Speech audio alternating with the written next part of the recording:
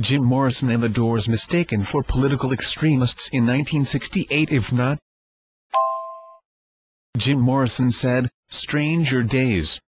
Jim and the Doors mistaken for political extremists in 1968. A new information talking about things known and unknown of Jim Morrison. I clipped this article from the BBC.UK posting on my USA2 journal following a new series mix video on YouTube to storytelling a death behind the life music of Jim Morrison, the Doors frontman.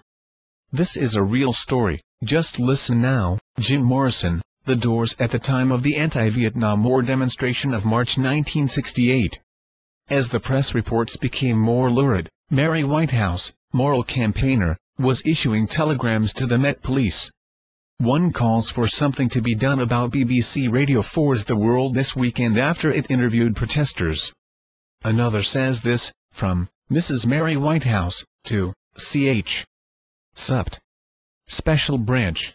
Quote, "I have received information from an American friend of mine that an organization called The Doors, who are a political extremist organization, are now in England. With the student plans for demonstrations next month, I do not think that their arrival here in the United Kingdom is a coincidence." Unquote. Yes, Jim Morrison and the Doors, in England at the time for a drugged-out concert that can still be seen on YouTube, even if Newsnight can't afford to show you the official archive, were mistaken for some kind of revolutionary group. Actually, when you consider their impact on music, culture, fashion and the general androgyny of the next 40 years, they probably were revolutionaries, though the worst they inflicted on the establishment at the time was a stumbling press conference at the ICA.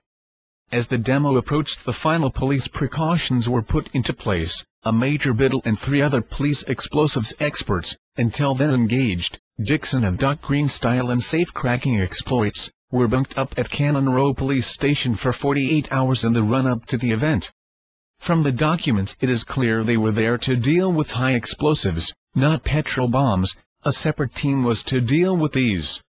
So spooked were the authorities that they set up the first bomb squad, at least a year before the formation of the Provisional IRA and the Angry Brigade.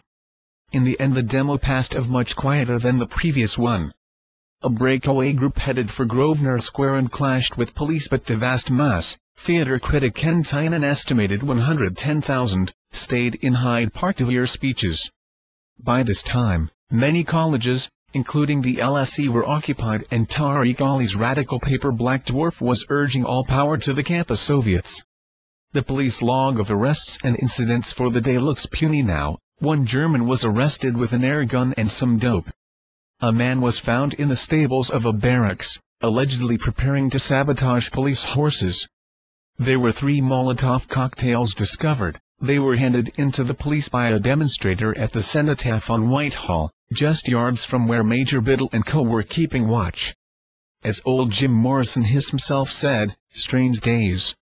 I repeat, Jim Morrison himself said, "Strange days." About the demo especially, continued with a short post of Newsnight, blog of BBC.UK. The demonstrators were a bit lightweight compared with today. Nobody was seriously attacked or hurt. All in all, a really unremarkable day. Demonstrator Ian Burkle, that you seen his action on the video mix, now in his 60s, tells me, now, on top of an illegal war we've got climate change as well. I want to smash it even more. The Secret Files Autumn Offensive.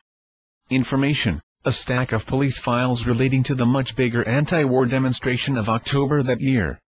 Watch tonight. They tell a story of rising panic in the establishment, the creation of Britain's first bomb squad, an intelligence feedback loop between Special Branch and the press that ramped up the tension, and, farcically, the raw group The Doors being mistaken for a group of foreign revolutionaries.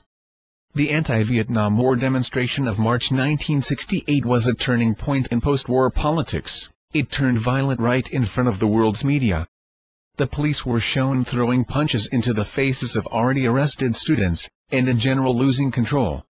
The police files from that event are considered too sensitive to release. The Vietnam Solidarity Campaign demonstrations, it's easy to forget, were not just anti-war, they were overtly supportive of the North Vietnamese side in the war with America. But Newsnight has obtained, under Freedom of Information, a stack of police files relating to the much bigger anti-war demonstration of October that year. Fearing a repeat of this, we now know, from the secret files, that the London division of the British Army offered to assist the Met during the so-called Autumn Offensive. An offer that was declined, though it was discussed also at cabinet level.